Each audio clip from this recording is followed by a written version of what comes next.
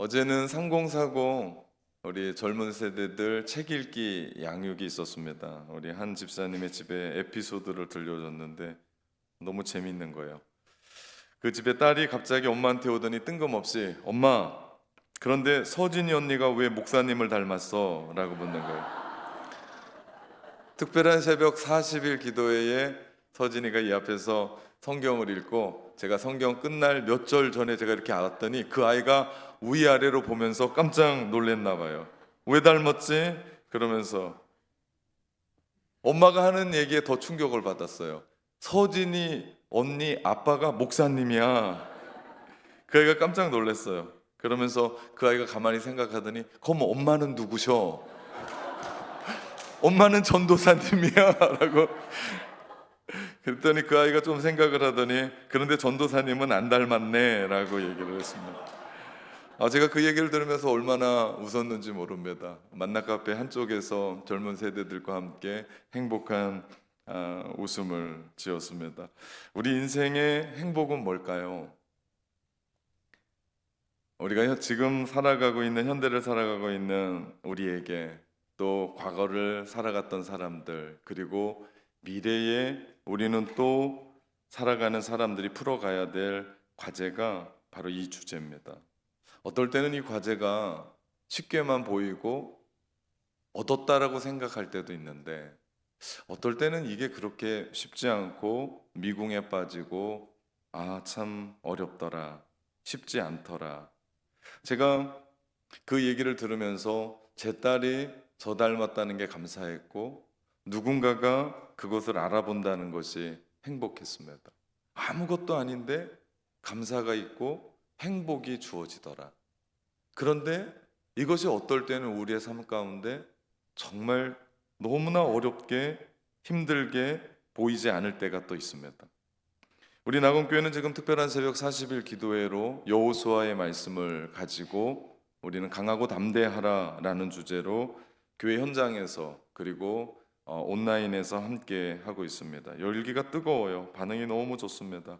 마치 지금까지 은혜 못 받다가 은혜 받는 사람들처럼 은혜 받았다라고 이야기를 많이 합니다. 그러면서 저를 만나는 분들이 목사님 요즘 제가 새벽에 은혜를 받고 있습니다 라고 말씀을 하시는 거예요. 그냥 지나갈 수 있는 얘기인데 어느 날은 그 이야기가 저한테 생각을 하게 했어요. 야, 도대체 저분이 말하는 은혜 받았다라는 얘기가 뭘까? 다른 얘기는 안 하니까요. 그냥 은혜 받았습니다 하고 웃고 지나가니까. 본인이 듣고 싶은 얘기를 들은 걸까? 아니면 그 말씀이 속 시원한 말씀이었을까? 아니면 큰 깨달음이 있었을까? 아니면 그 말씀에 큰 감동으로 다가왔을까? 이것도 저것도 아니면 새벽마다 목사님 잘생긴 얼굴 본 까닭에 기뻤을까? 별의별 생각을 다 하게 됐어요. 생각은 제 마음이니까. 그러면서 제가 깨달은 게 있어요. 은혜 받았다라는 얘기는 이번에 함께 보는 여호수아의 말씀의 설교가 깊은 감동과 영적인 울림이 됐고 내 마음을 움직이고 삶의 변화와 성장을 위한 힘을 얻었습니다. 그래서 감사합니다 라는 것을 깨달았어요. 다시 생각해 보니까 은혜 받았습니다 라고 하는 말씀은 감사합니다 라는 말이었어요. 특별한 새벽 40일을 통해서 주신 은혜에 대한 감사, 내가 지금 그 새벽을 깨우며 새벽 영성가로 서 있는 것에 대한 감사. 지금 내 삶은 복잡하고 어렵고 문제는 풀리지 않고 병은 있고 앞으로 어떻게 헤쳐가야 될 일이 막막함에도 불구하고 지금 내가 그 자리에 나와서 기도할 수 있고 나와 함께 계시는 주님을 경험하게 되니 감사합니다. 이것이 은혜 받았다는 얘기였어요. 제가 그 얘기를 깨달으니까 너무나 기뻤어요. 하나님께 대한 감사가 곧 은혜 받았습니다 라는 이야기와 같구나. 오늘 우리의 삶을 되돌아봅시다. 오늘 2025년 추수감사절을 맞는 여러분에게 어떤 감사가 있습니까? 이야기를 다시 풀면요, 오늘 여러분에게 어떤 하나님의 은혜가 있습니까? 은혜라는 것은요, 받을 자격이 없는 자에게 하나님이 주시는 호의 혹은 도움입니다. 그래서 우리가 은혜 받았다라고 경험하면 내가 비록 몸이 병이 들고 비록 내가 아프고 지금 내가 지금까지 해왔던 일들이 잘 안 풀리고 혹 내가 가난하고 혹 지난주에 썼던 수능을 잘못 치고 나 자신의 계획이 틀어져도 우리는 감사할 수밖에 없구나. 이유는 그 상황 속에서 전지전능하신 하나님이 역사하고 계시고 그 모든 상황을 뛰어넘는 하나님의 은혜가 우리 안에 있으니 우리가 감사하고도 남는 줄 믿습니다. 고 한경진 목사님이 수상했던 템플상 기억하십니까? 이 템플상을 제정한 존 템플턴이라는 사람은 유명한 투자자였고 미국의 프린스턴 대학의 학장이었고 이사장이었습니다. 그가 열정이라는 책에서 감사 생활을 실천하는 3가지 방법을 소개해요. 간단합니다. 이번에 목장 교재에 그대로 실려 있어요. 첫 번째, 감사할 대상을 찾아가서 칭찬하고 마음을 전해라. 두 번째, 우리의 열망하는 좋은 일들이 실제로 일어나기 전에 미리 감사해라. 미리 감사하면 그 일이 우리에게 실제로 이루어진다. 세 번째, 좀 어려운 부분입니다. 우리에게 닥친 문제와 도전 그리고 그 과제에 감사하라라고 이야기합니다. 그러면서 이런 말을 덧붙여요. 사람을 감사의 대상으로 삼는 것 중요하다. 사람에 대해 감사를 잃지 않는 것은 좋은 인품이다. 그러나 하나님에 대하여 감사를 잃지 않는 것은 은혜 받은 사람의 성품이다라고 얘기합니다. 그렇기 때문에 우리가 감사한다는 건 그냥 감사합니다라는 것이 아니라 하나님의 은혜를 깨닫고 그 은혜를 깨닫는 사람의 인품이 될 뿐만 아니라 은혜를 경험하고 은혜를 사모하는 성품의 사람이 된다라는 얘기입니다. 오늘은 추수감사주일입니다. 바쁘게 살던 우리의 일상을 잠시 멈추어서서 우리의 삶을 되돌아봅니다. 그리고 그 가운데 부어주셨던 하나님의 은혜를 생각하며 감사하는 날입니다. 오늘 본문 시편 136편 1절에 보니까 여호와께 감사하라 그는 선하시며 그 인자하심이 영원하미로다 고백합니다. 그리고 마지막 절 26절에 가봐도 하늘의 하나님께 감사하라 그 인자하심이 영원하미로다 고백해요. 여호와께 감사하라 시작해서 하늘의 하나님께 감사하라고 오늘 시편 136편은 끝을 맺습니다.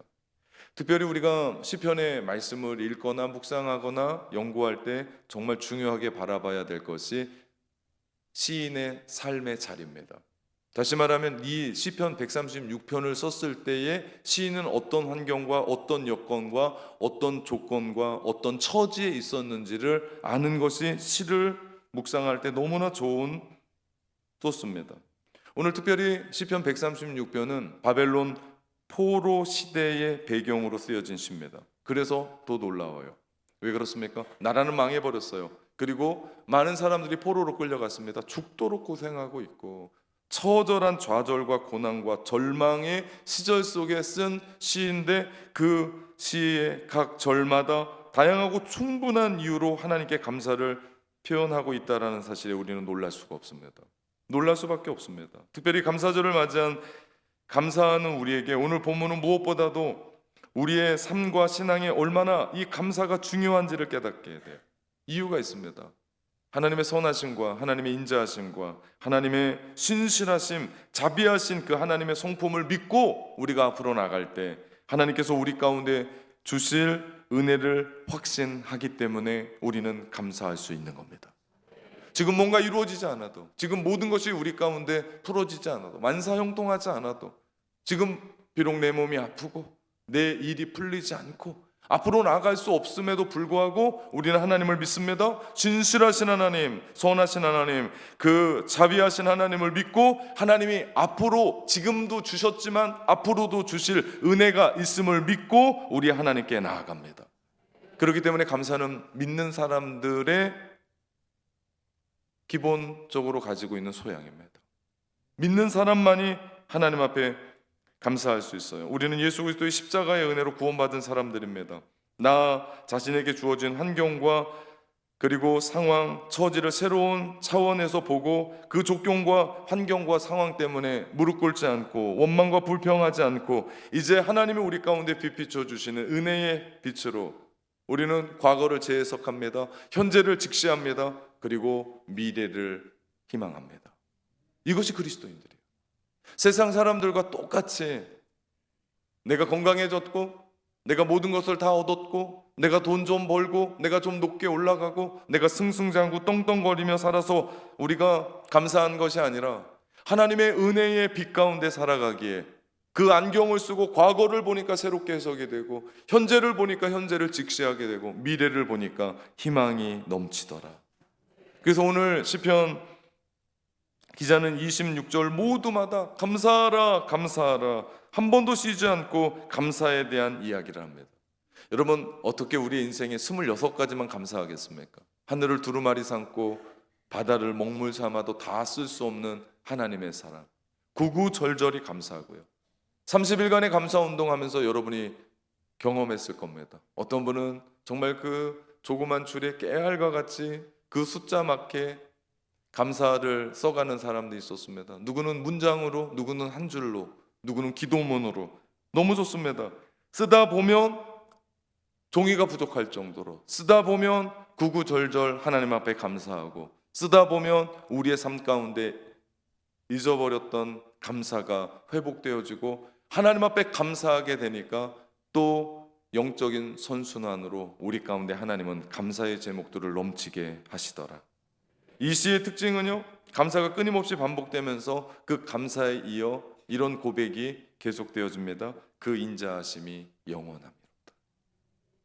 오늘 이 시편 136편은 140, 134편, 135편, 136편 계속해서 연결되면서 그 표제어가 성전으로 올라가는 노래입니다.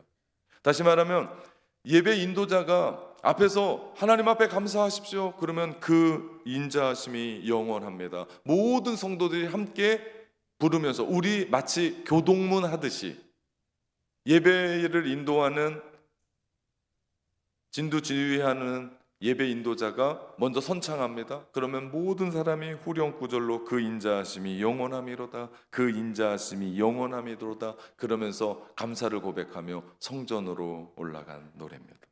여기서 이야기하는 인자는요, 히브리어 말로 여러분이 너무나 잘 아는 헤세드입니다. 헤세드의 사랑, 하나님이 우리 가운데 베풀어 주신 무조건적인 사랑, 아낌없이 주는 사랑, 자기의 몸을 다 주기까지 희생했던 그 사랑, 아가페의 사랑, 그것이 헤세드의 사랑이에요. 하나님의 인자하심은 하나님의 선하심과 하나님의 신실하심, 하나님의 자비하심이 다 함축되어 포함된 언약적인 사랑이에요. 자기 백성을 향한 하나님의 특별한 호의와 애정을 의미합니다. 사실 하나님이 우리를 그렇게 사랑하시지 않으셔도 돼요. 근데 하나님은 약속하셨어요.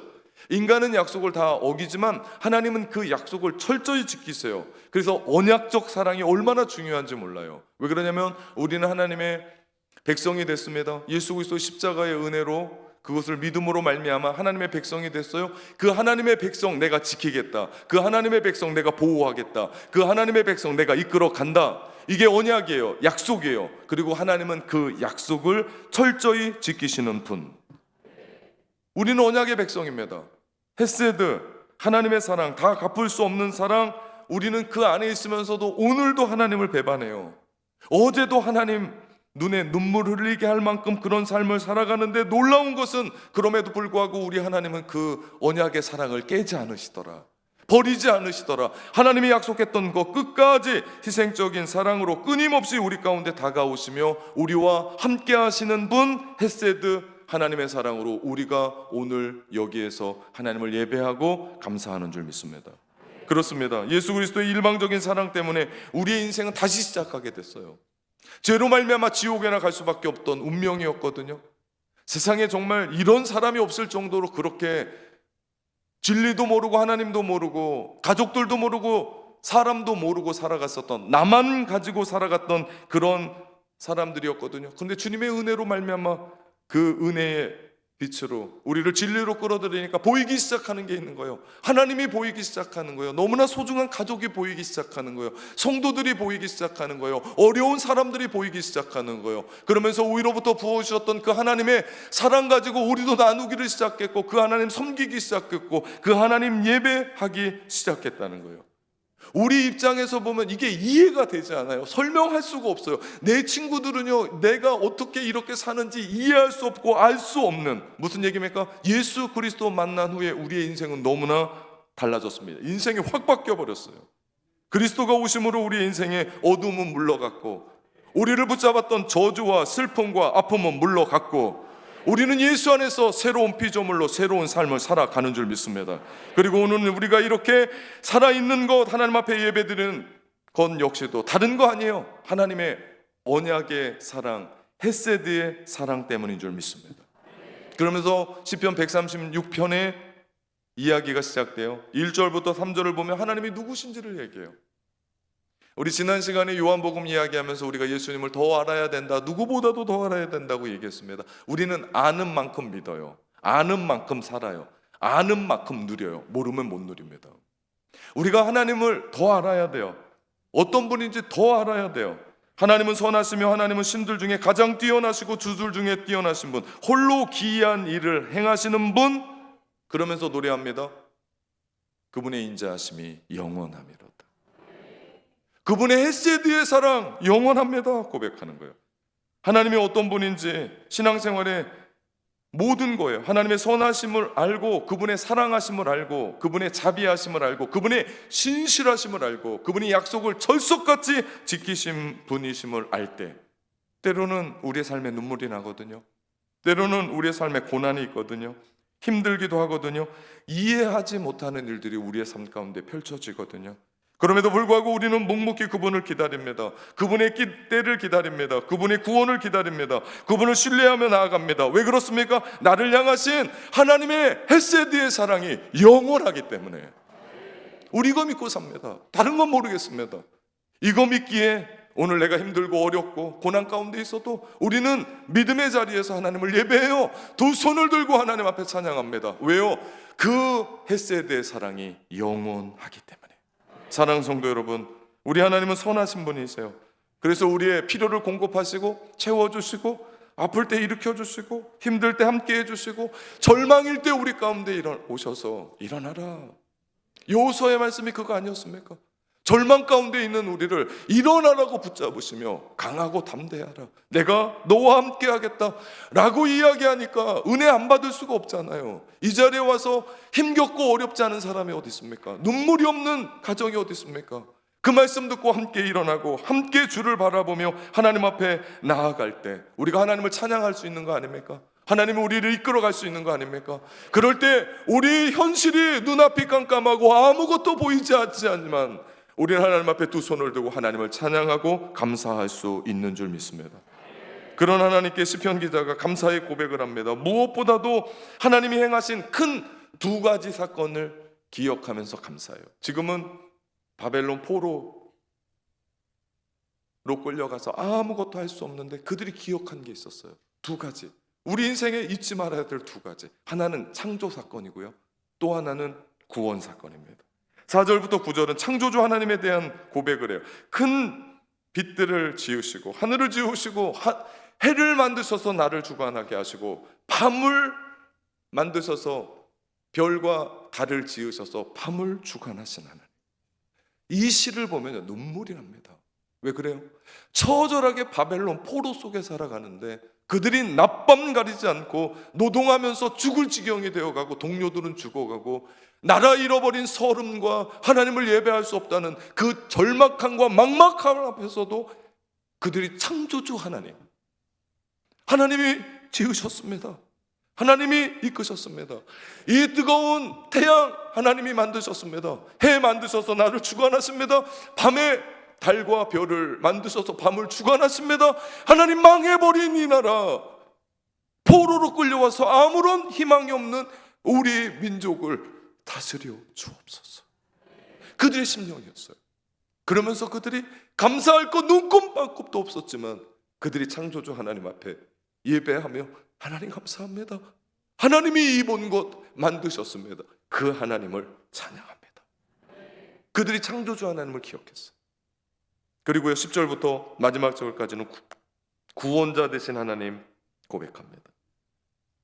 애굽에서 종살이했던 그들, 강한 손과 펴신 팔로 강권적으로 이끄셨어요. 10가지 재앙으로 그 큰 제국 애굽을 초토화시켰습니다.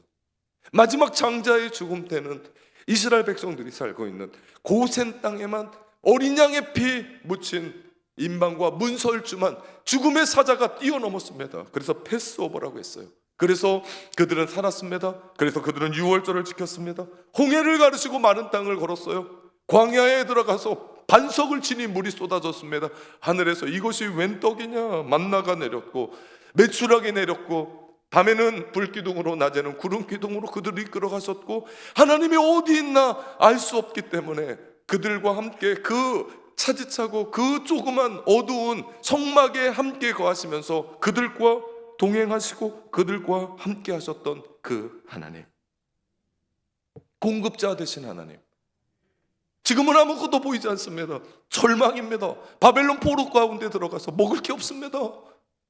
지켜주는 게 없습니다. 하나님은 어디 있습니까? 그랬을 때 우리 민족을 강권적으로 이끌어가셨던 그 하나님이, 구원의 하나님이 어디 떠나지 아니하시고 우리와 여기 함께 계심을 경험했던, 시인은 감사의 제목을 두 가지로 이야기합니다. 창조와 구원입니다. 이 두 가지는 감사의 가장 중요한 이야기예요. 하나님은 우리를 창조하셨어요. 지금 어려울 수 있어요. 지금 눈물 날 수 있어요. 그럼에도 불구하고 하나님이 이 땅 가운데 나를 창조하시고 생명 준 이유는 하나님의 창조의 목적이 있지. 이 땅 가운데 나를 보내신 목적이 있지. 그 가정에 보내신 목적이 있지. 그 학교에 보내신 목적이 있지. 우리 교회에 보내신 목적이 있지. 나를 그 직장에 보내신 목적이 있지 하면서 어렵지만 힘들지만 그 삶을 살아가는 겁니다. 나에게 호흡 주셨지, 나에게 생명 주셨지, 그래도 내가 이렇게 살아가지. 한 주간 한 주간 살아가면서 나를 이 자리에 2025년 추수감사절 지키지 못할 줄 알았는데 나로 하여금 2025년 추수감사절을 지키게 하시고 하나님 앞에 나의 인생을 감사로 물들이게 하셨던 그 하나님의 은혜, 창조주 하나님의 은혜, 이거 어떻게 있습니까? 내가 이렇게 살아있는데, 내가 이렇게 하나님을 예배하는데 내가 이것을 어떻게 있습니까? 은혜죠. 감사죠. 또한 하나님께서 우리를 구원하셨습니다. 이스라엘을 구체적으로 출애굽 사건 감사하게 하시고 애굽의 속박에서 종살이에서 그들을 구원하셨던 하나님의 은혜, 우리 마찬가지 아닙니까? 예수 그리스도의 십자가의 은혜로 죽을 수밖에 없었고 지옥으로만 갈 수밖에 없었던 우리의 운명을 하나님이 강권적으로 일으키셔서 죽으셔서 십자가에서 물과 피를 다 쏟으시기까지 우리를 사랑하셨던 그 하나님의 은혜, 그래서 나는 구원받은 백성으로 하나님의 자녀로 오늘을 살아갑니다. 힘듭니다. 쉽지 않습니다. 하나님 왜 이러십니까? 내 인생 가운데 갑자기 불어닥친 인생의 풍랑 가운데, 쉽지 않은 그 인생 가운데, 한 번도 생각하지 못했던 삶의 이야기 가운데 하나님 이게 웬일입니까? 그러면서 내 삶 가운데 폭풍우와 같이 우리 가운데 불어오지만 그럼에도 불구하고 우리의 삶 가운데 그 어떤 것도 무너뜨릴 수 없는, 나는 하나님의 자녀입니다. 나는 하나님 앞에 구원받은 사람입니다. 나는 눈을 뜨면 천국에서 눈을 뜹니다. 이 은혜가 우리 가운데 얼마나 큰 은혜인지. 우리 다음 주에 13명이 세례를 받습니다. 요즘 세례 교육을 얼마나 열심히 하고 있는지 몰라요. 너무나 귀한 일이에요. 요즘은요, 한 명 전도하기도 어려워요. 그런데 13분이 교회에 등록해서 청년부터 다 어른이에요. 노인도 있습니다. 그분들이 세례를 받아요. 얼마나 감사한지 모릅니다. 너무 귀해요. 예수 그리스도의 은혜입니다. 오랫동안 허리가 아프셔서 교회 못 오신 분이었는데 오늘 교회에 왔어요. 제가 들어오면서 누구랑 그렇게 인사를 했는데 제가 그분의 손을 꼭 붙잡아 드렸습니다. 감사합니다. 섬에 사시는 분인데 아들 때문에 예수 믿고 교회 와서 등록하고, 제가 생전 배를 타고 가서 신방을 했다니까요. 그리고 거기에서 예배드리고 그리고 세례받고 그리고 함께 예배드리는, 제가 오늘 추수감사절 예배 3부 예배 설교하러 들어오는데 제 마음 가운데 눈물이 확 왔습니다. 하나님, 2025년 추수감사절 이게 감사로 저하게 보여주거든요. 한 영혼이 주께로 돌아온다는 것, 이것이 얼마나 큰 일입니까? 우리가 우리를 창조하심과 구원하심에 감사할 수 있을 때 우리는 어떤 문제도 뛰어넘습니다. 어떤 환경도 뛰어넘습니다. 그리고 하나님 앞에 감사할 수 있게 될 줄 믿습니다. 오늘 추수감사절 맞아 특별히 시편 136편의 말씀을 우리의 현실에 맞게 고백하고 우리 설교를 마무리하려고 합니다. 제가 예배의 인도자처럼 선창하면 여러분은 주의 그 인자하심이 영원함이로다 라고 하는 그 헤세드의 사랑을 제가 이렇게 풀었습니다. 그 주님의 사랑이 영원합니다. 여러분이 그 고백을 하면 돼요. PPT에 나올 겁니다. 그 주님의 사랑이 영원합니다. PPT가 안 없어질 거예요. 끝까지 갈 겁니다. 여러분 따라 하시면 됩니다. 제가 예배 인도자로 선창을 합니다. 동일하게 26절까지입니다. 하나님께 감사하십시오.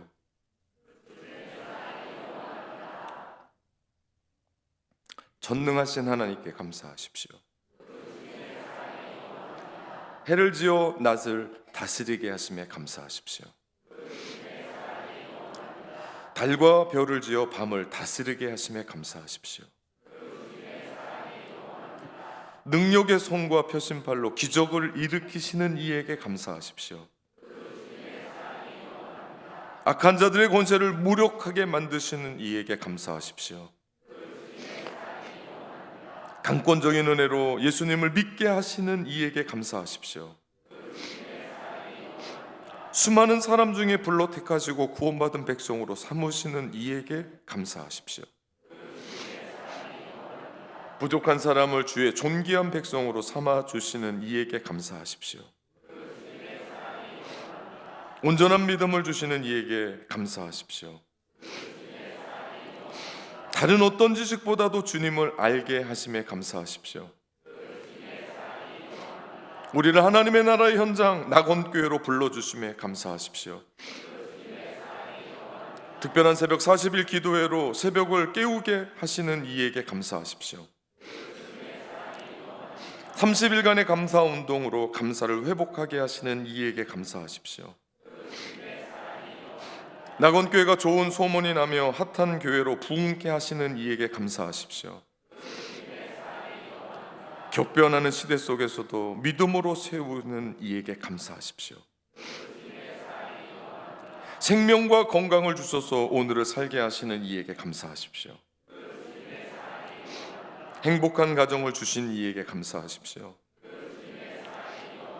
고난과 아픔, 병에서 치유케 하시는 이에게 감사하십시오. 가정의 자녀들이 건강하고 행복하게 하시는 이에게 감사하십시오.